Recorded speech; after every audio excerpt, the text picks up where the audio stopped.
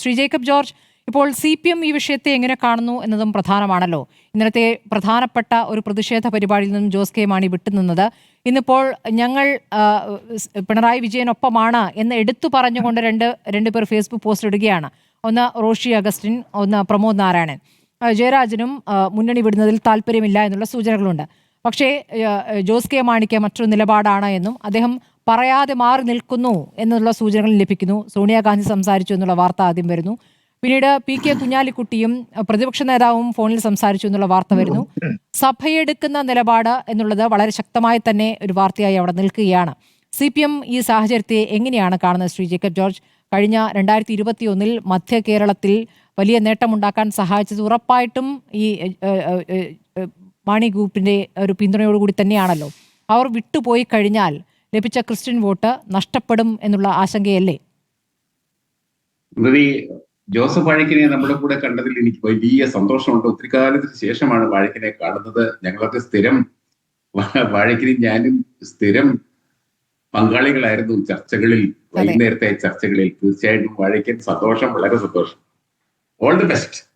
വാഴക്കൻ ഇത്തവണയെങ്കിലും നിയമസഭയിൽ ഒരു വലിയ മുന്നേറ്റം ഉണ്ടാവട്ടെ എന്ന് ആശംസിക്കുകയും ചെയ്യും. സ്മൃതി, എനിക്ക് അതിനോട് പൂർണ്ണമായിട്ട് യോജിക്കാനാവുന്നില്ല. എങ്കിലും ശരിക്കും പറഞ്ഞാൽ കേരള കോൺഗ്രസ് മാണി വിഭാഗത്തെ UDF-നോടൊപ്പം ചേർക്കുക എന്നുള്ളത് UDF-ന്റെ ആവശ്യമാണ്. ആദ്യത്തെയും അവസാനത്തെയും ആവശ്യമാണ് എന്നതിൽ യാതൊരു സംശയവുമില്ല. ഞാൻ അതിനോട് യോജിക്കുന്നു. അടുത്ത തെരഞ്ഞെടുപ്പിൽ UDF ജയിക്കേണ്ടത് UDF-ന്റെ ആവശ്യമാണ്, കോൺഗ്രസിന്റെ ആവശ്യമാണ്. അങ്ങനെ ഒരു വിജയം ഉറപ്പാക്കണമെങ്കിൽ തീർച്ചയായിട്ടും ഇപ്പോഴത്തെ പഞ്ചായത്ത് തെരഞ്ഞെടുപ്പിൽ വലിയ നേട്ടം കൈവരിച്ചുവെങ്കിലും നിയമസഭാ തെരഞ്ഞെടുപ്പിന്റെ രാഷ്ട്രീയം ഒന്ന് വേറെയാണ്. അവിടുത്തെ മത്സരത്തിന്റെ മെട്രീസസ് വേറെയാണ്. അതുകൊണ്ട് സ്വാഭാവികമായിട്ടും അവിടെ ശക്തമായ ഒരു പോരാട്ടം കാഴ്ചവെക്കണമെങ്കിൽ മാണി ഗ്രൂപ്പിന്റെ പങ്കാളിത്തം, കൂട്ടായ്മ ആവശ്യമാണ് എന്ന കാര്യത്തിൽ സംശയമില്ല. ഞാന് പൊടിപ്പാറ പറഞ്ഞതിനോടൊക്കെ യോജിക്കുന്നു. പക്ഷേ അങ്ങനെ അങ്ങ് സുലഭമായ ഒരു ഭാവി കാണാൻ കഴിയുമോ എന്നതിനെ കുറിച്ച് എനിക്ക് ആശങ്കയുണ്ട്. കാരണം കേരള കോൺഗ്രസ് മാണി വിഭാഗവുമായിട്ട് KM മാണി സാറുമായിട്ടൊക്കെ എനിക്ക് തിരുവനന്തപുരത്തെ ഒരു മാധ്യമ പ്രവർത്തകൻ എന്ന നിലയ്ക്ക് നല്ല ബന്ധമുണ്ടായിരുന്നു. ആ ബന്ധം നമുക്ക് ഇപ്പോഴും തുടരുന്നുണ്ട്. മകൻ ജോസ് കെ മാണിയുമായിട്ട് അത്ര വലിയ ബന്ധമൊന്നുമില്ല. പക്ഷെ അതിൻ്റെ അകത്ത് നടക്കുന്ന കാര്യങ്ങൾ എന്തൊക്കെയാണെന്ന് എനിക്കറിയാം. ഒന്നാമത്തെ കാര്യം, കോൺഗ്രസിൽ നിന്ന് അവരെ ചവിട്ടിപ്പുറത്താക്കിയതല്ല എന്നൊക്കെ പറയുന്നുണ്ടെങ്കിൽ പോലും അവർ നേരിട്ട തിക്താനുഭവങ്ങളെ കുറിച്ച് അവരിൽ പലർക്കും, പഴയ തലമുറക്കാർക്ക് പ്രത്യേകിച്ചും മുതിർന്ന നേതാക്കൾക്ക് പ്രത്യേകിച്ചും നല്ല അനുഭവമുണ്ട്. അവരത് പെട്ടെന്ന് കുറുക്കാൻ തയ്യാറില്ല എന്ന് തന്നെയാണ് എൻ്റെ അഭിപ്രായം. രണ്ടാമത്തെ കാര്യം, ഞങ്ങൾ 5 വർഷം ആയി ഇങ്ങോട്ട് വന്നിട്ട് എന്തിനാ പെട്ടെന്ന് വിടുന്നേ? ഇവിടെ ഞങ്ങളുടെ ഒരു സ്ഥിതിയെല്ലാം വളരെ കംഫർട്ടബിൾ പൊസിഷനിലാണ് ഞങ്ങൾക്കുള്ളത്. ഈ ഒരു കംഫർട്ട് സോൺ വിട്ടിട്ട് എന്തിനാണ് UDF-ലേക്ക് പോകുന്നത്? അവിടെ പോയി വീണ്ടും വാഴക്കൻ, ഞങ്ങളൊക്കെ ചർച്ചയെ പറഞ്ഞിട്ടുള്ളതാണ്. കോൺഗ്രസ്, നമ്മുടെ കോട്ടയം ജില്ല കേരള കോൺഗ്രസിന്റെ പ്രധാന തട്ടകം, അതിന്റെ കേന്ദ്ര ബിന്ദുവും കോട്ടയമാണ്.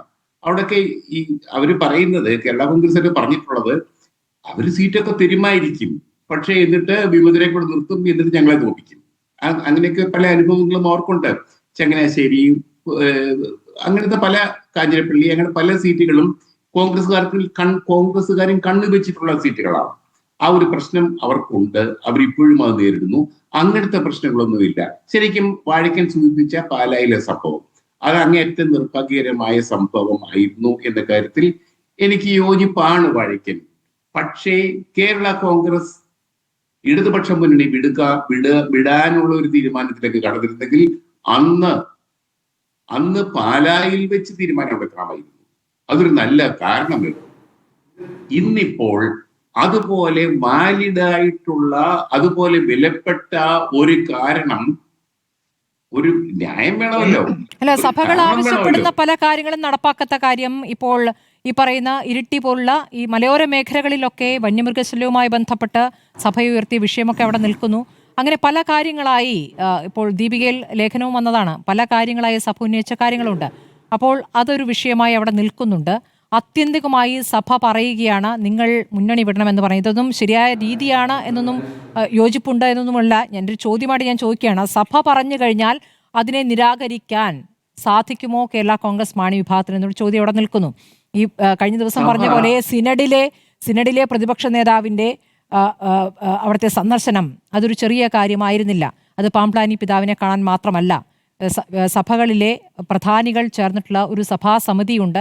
രാഷ്ട്രീയകാര്യ ആലോചനകൾ നടത്തുന്ന ഒരു സമിതിയാണെന്നാണ് ഞാൻ മനസ്സിലാക്കുന്നത്. ആ സമിതിയിലുള്ളവരുമായി കൂടി ചർച്ച, ആ ചർച്ചയിൽ പല കാര്യങ്ങളും തീരുമാനമായിട്ടുണ്ട് എന്ന് പോലും കേൾക്കുന്നു. ഇതാണോ രാഷ്ട്രീയത്തിൽ വേണ്ടത് എന്നൊക്കെ ചോദിക്കുമ്പോൾ നമുക്ക് അങ്ങനെയാണ് ഇപ്പോഴത്തെ രാഷ്ട്രീയം എന്നുള്ളൊരു യാഥാർത്ഥ്യം അവിടെ നിൽക്കുകയാണ്. ഇതിനെ സോഷ്യൽ എഞ്ചിനീയറിംഗ് എന്ന് വിളിക്കുകയാണെങ്കിൽ അതാണ് സോഷ്യൽ എഞ്ചിനീയറിംഗ് നടക്കുന്നുണ്ട്. ആർക്കെതിരെയും ഒരു വിരുദ്ധ വികാരം ഉണ്ടാക്കിക്കൊണ്ടല്ല, അവരുടെ വികാരം കൂടി പരിഗണിക്കുന്നു എന്ന് തോന്നിക്കുന്ന രൂപത്തിൽ ചില ഉറപ്പുകൾ നൽകിയിട്ടുണ്ടെങ്കിലോ. ഏതെങ്കിലും ഒരു സമുദായം, ക്രിസ്ത്യൻ സമുദായമോ ഏതെങ്കിലും ഒരു സമുദായമോ CPM-നോട് ഇതുപോലൊരു കാര്യം പറയുമോ? കോൺഗ്രസിനോട് ഇതുപോലൊരു കാര്യം പറയുമോ പരസ്യമായിട്ട്? കേരള കോൺഗ്രസിനോട് പറയാൻ എന്താ അധികാരം? ആ കേരള കോൺഗ്രസിന് പറയുന്നത് കേൾക്കണോ അതേക്കുറിച്ച്? ഞങ്ങളുടെ നേതാവ് KM മാണി സാറിനെ പച്ചയ്ക്ക് തീ വെച്ച് കൊന്നവർ, അന്ന് കൊന്നപ്പോ പച്ചയ്ക്ക് തീ വെച്ച് കൊന്നപ്പോ, ഇന്നൊരു ചാനലിൽ വന്ന വാർത്തയാണ് കേട്ടോ, പച്ചയ്ക്ക് മാണി സാറിനെ തീ വെച്ച് കൊന്നപ്പോ നോക്കി നിന്നവരാണ് ഈ ബിഷപ്പുമാർ എന്ന് പറയുന്ന നേതാക്കൾ കേരള കോൺഗ്രസിലുണ്ട്. സ്മൃതി അതും കൂടെ ഉണ്ട്. ഞാൻ പറഞ്ഞത് മാത്രമേ ഉള്ളൂ. സാന്ദർഭികമായിട്ട് സ്മൃതി ഇത് പറഞ്ഞപ്പോ ഞാൻ പറഞ്ഞത് മാത്രമേ ഉള്ളൂ. അങ്ങനെ പറയുന്നവരും അങ്ങനെ ചിന്തിക്കുന്നവരും കേരള കോൺഗ്രസിലുണ്ട് എന്ന കാര്യം കൂടി ഞാൻ പുറത്തേക്ക് പറയാൻ ധൈര്യമുണ്ടോ? അയ്യോ, അത് ഇന്ന് പറഞ്ഞിട്ടുണ്ട്. വേറെ ചാനൽ വഴിയാണ് പറഞ്ഞിരിക്കുന്നത്. അത് പറയാൻ ധൈര്യം കാണുകയല്ലേ? ധൈര്യം കാണത്തില്ലേ? ധൈര്യം ഉണ്ടെന്ന് എനിക്കറിയത്തില്ല. അതിന് ധൈര്യമുള്ളവർ ആരെങ്കിലും കാണുകയല്ലേ കേരള കോൺഗ്രസ്? ഒരു പാർട്ടിക്കകത്ത് ആരെങ്കിലും അങ്ങനെയല്ലല്ലോ.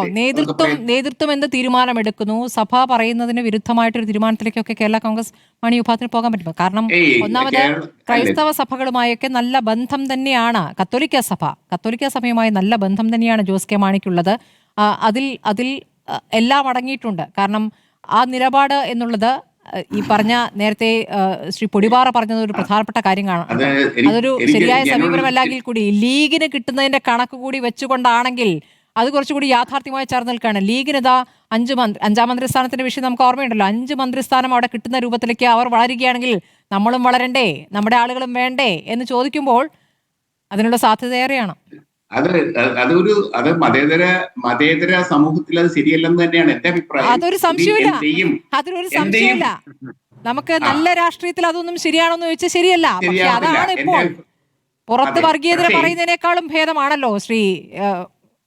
പക്ഷേ ഇതുവരെ ജോസഫ് പഴക്കൻ ഇപ്പോഴും പറഞ്ഞല്ലോ അദ്ദേഹത്തിന് ഇതേക്കുറിച്ചൊന്നും അറിയില്ല, എന്തെങ്കിലും ചർച്ച നടത്തിയായിട്ട് അറിയില്ല, സോണിയാഗാന്ധി ജോസ് കെ മാണിയെ വിളിച്ചതായിട്ട് അറിയില്ല എന്ന് നമ്മുടെ ബഹുമാനപ്പെട്ട ജോസഫ് പഴക്കൻ ഈ ചർച്ചയുടെ ആരംഭത്തിൽ തന്നെ പറഞ്ഞു സ്മൃതി.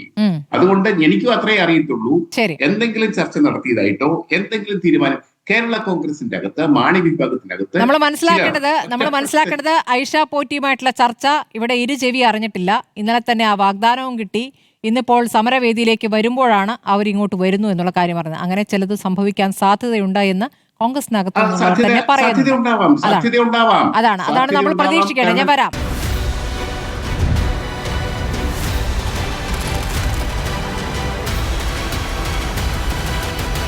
ഡിബേറ്റ് വിത്ത് സ്മൃതി പരുത്തിക്കാട്.